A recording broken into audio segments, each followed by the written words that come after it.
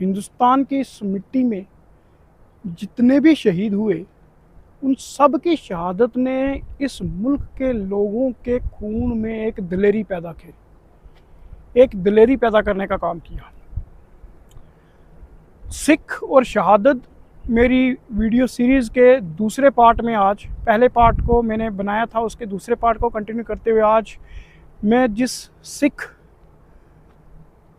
शहीद की बात करूंगा, जिन शहीद की बात करूंगा, उनकी शहादत ने इंसानियत के लिए एक मिसाल कायम की।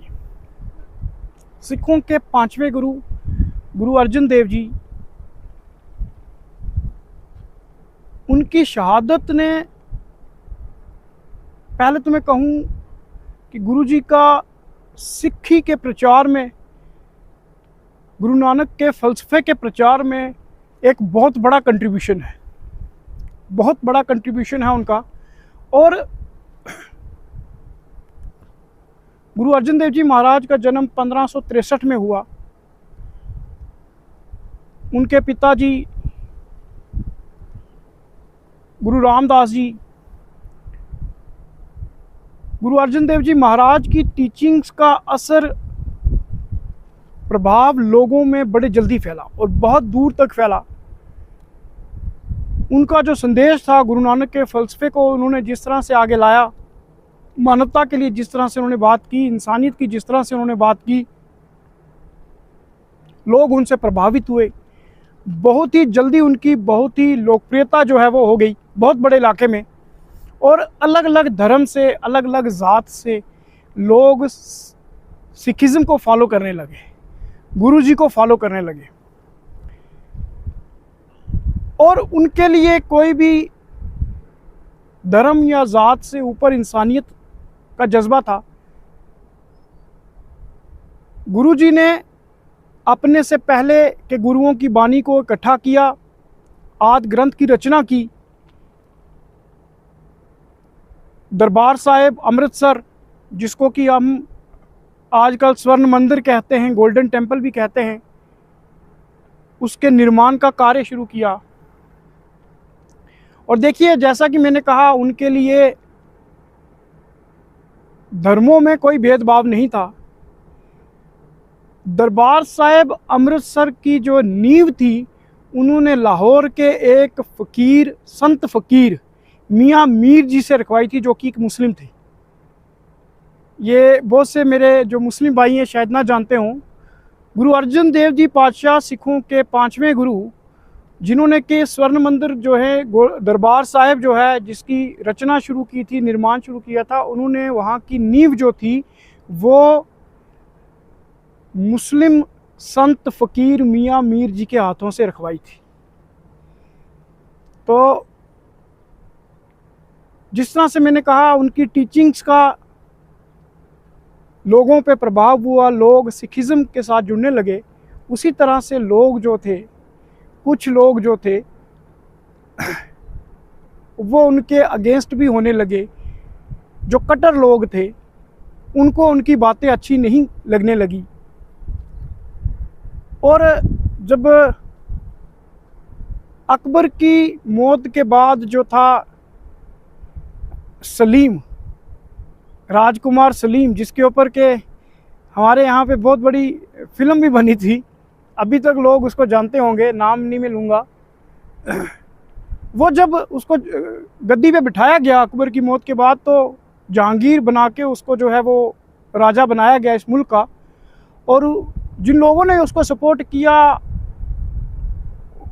उनका एक ही मकसद था कि उसके राजा बनने के बाद एक बार फिर से कट्टर कानून जो है वो इस मुल्क में लागू हो।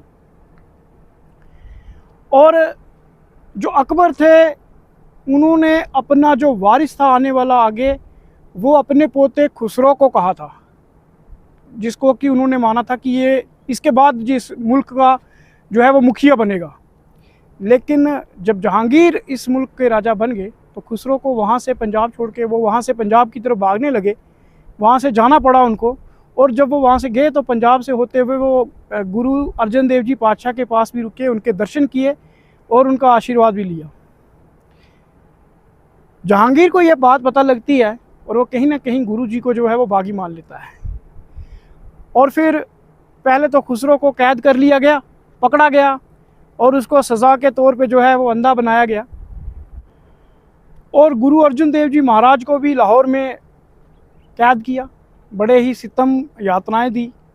मई और जून की तपती गर्मी में उनके शरीर को जो है धूप में रखा और जो सज़ा के रूप में गुरु जी को एक गर्म तवे के ऊपर बैठाया गया और उनके शरीर के ऊपर जो थी गर्म रेत जो थी वो डाली गई।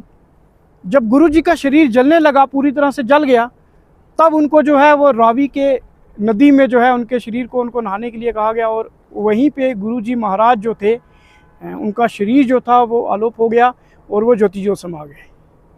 इस तरह से गुरु अर्जुन देव जी पातशाह ने सिख कौम के लिए जो है एक बहुत बड़ा बलिदान दिया। उनको ये कहा गया कि पहले तो जहांगीर की चाहत थी कि इन्हें सज़ाए मौत दी जाए, क्योंकि उसके मन में ये था कि इसने जो है वो खुसरो की मदद भी की है इन्होंने, और ये जो है इन्होंने बागी होने का काम भी किया है। लेकिन मियाँ मीर के कहने पे उन्होंने 2 लाख का जुर्माना गुरुजी के ऊपर लगाया और कुछ जो आयातें थी, जो ग्रंथ साहिब जो जिसका रचना गुरुजी ने की थी गुरु अर्जुन देव जी पातशाह ने, उनमें से उनको हटाने के लिए कहा। जब गुरुजी ने साफ इनकार कर दिया और जुर्माना भी देने से मना कर दिया कि जुल्म के ख़िलाफ़ किसी भी तरह के जुर्माने के लिए अदा करने के लिए वो तैयार नहीं है, तब उन्होंने इस तरह से यातनाएं देते हुए जो है गुरु अर्जुन देव जी पातशाह को शहीद किया।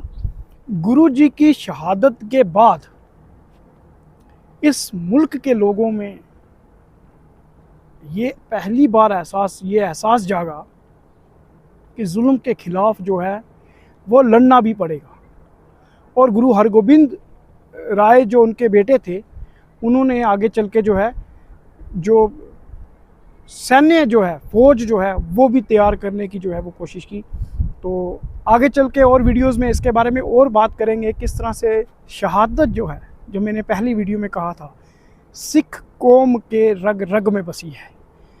सिख कौम का जन्म ही शहादतों से हुआ है, कुर्बानी ही हुओं से हुआ है। ये पगड़ी जो आप मेरे सर पे देख रही हैं, ये उन गुरुओं की देन है हमें, ये कुर्बानियों की देन है हमें। बहुत सारी कुर्बानियों के बाद ये ताज, ये पगड़ी हमें मिली है।